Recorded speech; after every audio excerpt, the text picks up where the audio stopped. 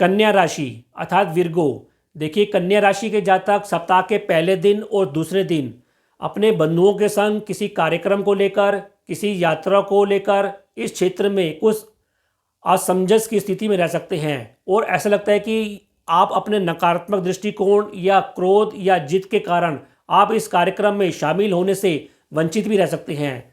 आपको सलाह दी जाती है कि इस दौरान आप अपने पेट संबंधी और पाचन संबंधी रोगों को लेकर भी कुछ सचेत अवश्य रहें। सप्ताह के तीसरे दिन और चौथे दिन आप अपने घर में आराम के मूड में रहेंगे और कुछ संतोष प्राप्त करते हुए नजर आ रहे हैं। आप अपने घर में भी कुछ धार्मिक कार्यक्रम करा सकते हैं, ऐसा भी संभावना है। सप्ताह के पाँचवें दिन और छठे दिन आप अपनी बुद्धि बल पर कुछ भ्रमित रह सकते हैं। आपकी रुचि कुछ धर्म, तंत्र, मंत्र जैसे विषयों पर केंद्रित रह सकती है और ऐसा भी लगता है कि आप अपनी संतान से भी आपका मिलन संभव हो सकता है। तो सप्ताह के अंतिम दिन आप अपनी संतान के साथ तथा अपनी रुचि के तहत कुछ समाज सेवा जैसे कार्यों को करते हुए दिखाई दे रहे हैं और संतोष प्राप्त करते हुए भी दिखाई दे रहे हैं। फिर भी उपाय के तौर पर आपको भगवान गणेश जी की आराधना करनी चाहिए और मीठा निर्धनों में बांटना चाहिए। जी। ओम। सभी देशवासियों को संजीव आर्या का सादर नमस्कार।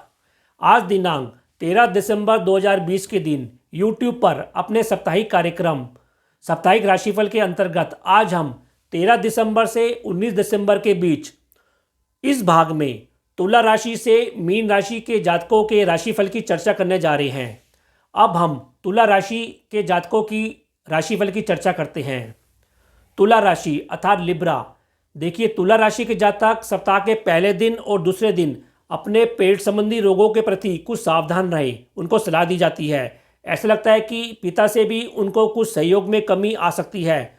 उनको नेत्र पीड़ा या मुख में कोई इन्फेक्शन जैसे रोग भी हो सकते हैं, अतः वे सतर्कता बनाए रखें। इसके अलावा उनको सलाह दी जाती है कि इन 2 दिनों में वे अपने परिवार में भी शांति बनाए रखें। तीसरे दिन और चौथे दिन तुला राशि के जातक अपने बंधुओं के साथ किसी यात्रा पर जा सकते हैं, खेल कूद संबंधी जैसे कुछ कार्य कर सकते हैं और ऐसे भी लगता है कि वे अपने घर के अंदर भी किसी कार्यों को लेकर व्यस्त रहेंगे। कोई गंभीर चर्चा या वार्ता भी हो सकती है। इस चर्चा या वार्ता में वे अपना दृष्टिकोण सकारात्मक बनाए रखें।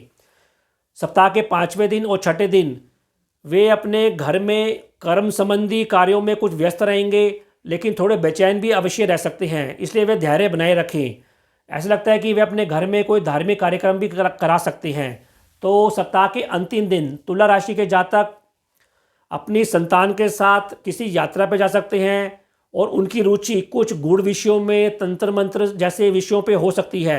अतः उनको सलाह दी जाती है कि वे इस हफ्ते अपना दृष्टिकोण सकारात्मक बनाए रखें और अंधविश्वास से दूर रहें। फिर भी उपाय के तौर पर तुला राशि के जातकों को सतनाजा पक्षियों को डालना चाहिए और सूर्य भगवान को जल का अर्घ देना चाहिए। वृश्चिक राशि अर्थात स्कॉर्पियो। देखिए, वृश्चिक राशि के जातक सप्ताह के पहले दिन और दूसरे दिन उनके ऊपर कुछ कार्यों की अधिकता रह सकती है, कार्यों का कुछ अधिक दबाव रह सकता है, इसलिए उनको अपने स्वास्थ्य और मान सम्मान का ध्यान रखना चाहिए। ऐसा लगता है कि उनका इन 2 दिनों में अपने जीवन साथी के साथ भी कुछ मतभेद हो सकता है, अतः वे सावधान रहें। तीसरे दिन और चौथे दिन उनको भाग्य से और धन का लाभ मिलता हुआ दिखाई दे रहा है। ऐसा लगता है कि वे परिवार में अपने सुख शांति बनाए रखने की कोशिश करेंगे और इसमें वे सफल भी होंगे। सप्ताह के 5वें दिन और छठे दिन वो अपने बंधुओं के साथ कुछ मिलन होगा, कुछ यात्रा पर जा सकते हैं और भाग्य का भी उनको लाभ मिलता हुआ दिखाई दे रहा है। तो सप्ताह के अंतिम दिन आपको स्त्री वर्ग से कुछ लाभ मिलता हुआ दिखाई दे रहा है। घर से संबंधित कुछ मदद मिलती हुई भी दिखाई दे रही है और वृश्चिक राशि के जातक अंतिम दिन में कुछ आराम के मूड में भी रहेंगे। हालांकि आप थोड़ा तनावग्रस्त भी रह सकते हैं, अतः आप सावधान रहें। फिर भी उपाय के तौर पर आपको सतनाजा पक्षियों को डालना चाहिए और चंदन का टीका अपने माथे पर लगाना चाहिए। धनु राशि अर्थात सैजिटेरियस। देखिए, धनु राशि के जातक सप्ताह के पहले दिन और दूसरे दिन उनको सलाह दी जाती है कि वे अपने स्वास्थ्य का ध्यान रखें। ऐसा लगता है कि उनको नींद में भी कुछ बाधा आ सकती है, अर्थात नींद में कुछ खलल पड़ सकता है और तनाव संबंधी कुछ पीड़ा भी हो सकती है। इसके अलावा आप अपने पेट और पाचन को लेकर भी वे सतर्क रहें। कहने का तात्पर्य यह है कि पहले 2 दिन उनको अपने स्वास्थ्य को लेकर, अपने तन मन को लेकर सजग रहना चाहिए। सप्ताह के तीसरे दिन और चौथे दिन आप कुछ चंचलता के मूड में रहेंगे और नए जोश के साथ आप अपने कार्यक्रम में, अपने जीवन में सक्रिय हो जाएंगे। आपको अपना मान सम्मान भी मिलेगा और जीवन साथी से सहयोग भी मिलता हुआ दिखाई दे रहा है। सप्ताह के 5वें दिन और छठे दिन आप अपने घर में कोई धार्मिक कार्यक्रम करा सकते हैं और ऐसा लगता है कि आपको अपने परिवार से भोजन का, धन का, इस विषय पर कुछ सावधानी और सतर्क रहने की आवश्यकता है। वैसे गुप्त रूप से आपको द्रव्य लाभ और स्त्री वर्ग से धन लाभ भी होता हुआ दिखाई दे रहा है। इसके अलावा सप्ताह के अंतिम दिन आपकी यात्रा कुछ अधिक रहेगी और आप अपने किसी स्किल से, अपने किसी योग्यता से लाभ प्राप्त करेंगे और मान सम्मान भी प्राप्त करते हुए दिखाई दे रहे हैं। फिर भी उपाय के तौर पर आपको बुध ग्रह के मंत्र ओम बूम बुधाय नमः का जाप करना चाहिए और सूर्य भगवान को जल का अर्घ देना चाहिए। जी। मकर राशि अर्थात कैप्रिकॉर्न। देखिए, मकर राशि के जातक सप्ताह के पहले दिन और दूसरे दिन आपको अपने जीवन साथी से, आपको अपने कर्म से और भाग्य से सभी क्षेत्रों से लाभ मिलता हुआ दिखाई दे रहा है।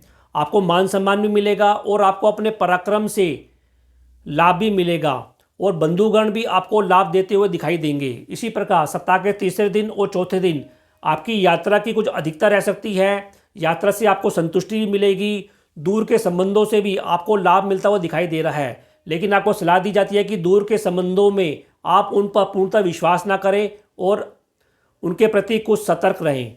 इसी प्रकार सप्ताह के 5वें दिन और छठे दिन आपको अपने जीवन साथी से सहयोग मिलेगा और आप दोनों एक दूसरे को सहयोग देते हुए, मदद देते हुए आगे बढ़ेंगे और संतोष को प्राप्त करेंगे। इसी प्रकार सप्ताह के अंतिम दिन आप अपने घर परिवार में खूब व्यस्त रहेंगे और आपको धन संबंधी, भोजन संबंधी और अन्य सुख संबंधी सभी प्रकार के सुखों का लाभ मिलता हुआ दिखाई दे रहा है। फिर भी उपाय के तौर पर मकर राशि के जातकों को चंदन का टीका अपने माथे पर लगाना चाहिए और सतनाजा पक्षियों को डालना चाहिए। कुंभ राशि अर्थात एक्वेरियस। देखिए, कुंभ राशि के जातक सप्ताह के पहले दिन और दूसरे दिन अपने कर्म क्षेत्र में खूब व्यस्त रह सकते हैं और ऐसा लगता है कि उनको सभी क्षेत्रों से, सभी ओर से मदद और लाभ मिलती हुई दिखाई दे रही है। फिर भी ऐसा लगता है कि उनको अपने जीवन साथी से या गुप्त शत्रुओं से कुछ ना कुछ लाभ में कमी या खलल पैदा होता हुआ भी दिखाई अवश्य देगा। उनको सलाह दी जाती है कि इन 2 दिनों में वे अपने पिता की सेहत को लेकर भी और उनसे संबंधों को लेकर भी कुछ सकारात्मक रहें और अपना दृष्टिकोण सकारात्मक बनाए रखें। सप्ताह के तीसरे दिन और चौथे दिन आप अपने बुद्धि बल से तथा स्त्री वर्ग की मदद से भी यात्राओं के दौरान खूब लाभ लेते हुए दिखाई दे रहे हैं और ऐसा लगता है कि इन 2-3 दिनों में आपकी यात्रा की अधिकता भी बनी रहेगी। हफ्ते के 5वें दिन और छठे दिन आपकी यात्रा का उद्देश्य धार्मिक और व्यापारिक दोनों हो सकता है और इस यात्रा में आपको सज्जनों से भी लाभ निरंतर मिलता रहेगा। सप्ताह के अंतिम दिन आप खूब परिश्रम करेंगे, खूब सक्रिय रहेंगे और दूर संबंधों से भी आपको गुप्त लाभ मिलता हुआ दिखाई दे रहा है, जिससे आप संतोष प्राप्त करेंगे और हफ्ते के आखिरी में आप आराम के मूड में रहेंगे।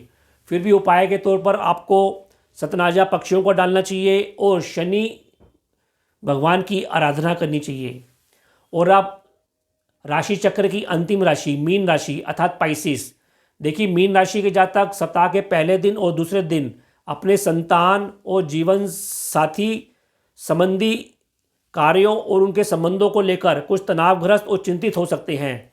अतः आप सावधान रहें। ऐसा भी लगता है कि भाग्य में भी आपकी कुछ कमी आ सकती है और यात्रा के दौरान कुछ विघ्न भी पैदा हो सकता है। सप्ताह के तीसरे दिन और चौथे दिन आपको अपने कर्म क्षेत्र में कुछ सफलता मिलेगी और शासन से भी, राज्य की ओर से भी आपको सफलता मिलती हुई दिखाई दे रही है। ऐसा भी लगता है कि आप शासन से लाभ और संतान संबंधी नए अनुबंध को लेकर भी संतोष प्राप्त करेंगे। सप्ताह के 5वें दिन और छठे दिन आपको अपने बड़े भाइयों से, सज्जनों से धर्म संबंधी और धन संबंधी लाभ, पूंजी निवेश संबंधी लाभ भी होता हुआ दिखाई दे रहा है। आपका रुझान जीवन में कुछ बड़े बड़े कार्यों के प्रति बना रहेगा। इसके अलावा सप्ताह के अंतिम दिन आपको दूर क्षेत्रों से यात्रा की अधिकता बनी रहेगी और ऐसा लगता है कि आपको नींद संबंधी कोई परेशानी हो सकती है या पैरों में दर्द से भी आप परेशान रह सकते हैं। अतः इन दोनों क्षेत्रों में आप सावधान अवश्य रहें। फिर भी उपाय के तौर पर आपको सलाह दी जाती है कि आप चंदन का टीका अपने माथे पर लगाएं और सफ़ेद वस्तुओं का दान करें। जी, तो आज का कार्यक्रम आपको कैसा लगा, हमें अधिक से अधिक कमेंट देकर हमें अवश्य बताइएगा। हम आशा करते हैं कि हमारे द्वारा बताए गए इस राशिफल का आपके जीवन पर सकारात्मक असर पड़ेगा। आप हमारे द्वारा उपायों को अपनाकर अपने जीवन को अधिक सफल और संतुलित कर पाएंगे, ऐसी हम आपसे आशा करते हैं। तो अब मैं अपनी वाणी को विराम दूंगा और आपसे आज्ञा लेना चाहूँगा। जी, ओम।